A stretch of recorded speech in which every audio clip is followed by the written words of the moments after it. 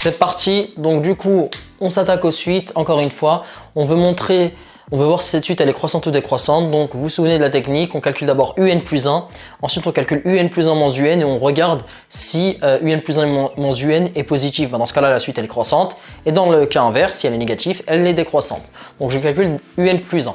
Un plus 1 c'est n plus 1 le tout au carré. Faut faire gaffe parce que je vois souvent l'erreur où on met le carré sur le n et on met plus 1, ça c'est faux. Donc ensuite là on remarque qu'on a une identité remarquable. Donc j'applique l'identité remarquable, a au carré plus 2ab plus b au carré, donc ça donne a au n au carré plus 2 fois n fois 1, donc 2n, plus 1 au carré, donc 1. Donc j'ai calculé un plus 1, j'ai un, je peux calculer un plus 1 moins un. Donc là j'ai pas besoin de mettre de parenthèse puisque un n'a qu'un seul terme qui est n au carré. Qu'est-ce que je remarque? Je remarque que le n au carré se simplifie. Et du coup qu'est-ce qu'il reste? Il reste 2n plus 1. Donc 2n plus 1 c'est une quantité qui est comment? Positive ou négative?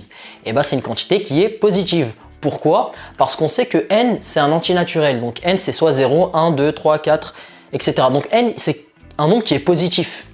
Donc on sait que n il est forcément plus grand que 0, enfin c'est 0 ou plus. Donc cette expression là, elle est plus grande que 2 fois 0, plus 1.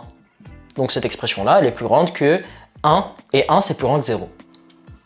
Donc un plus 1 moins un est positif, et la suite un est croissante.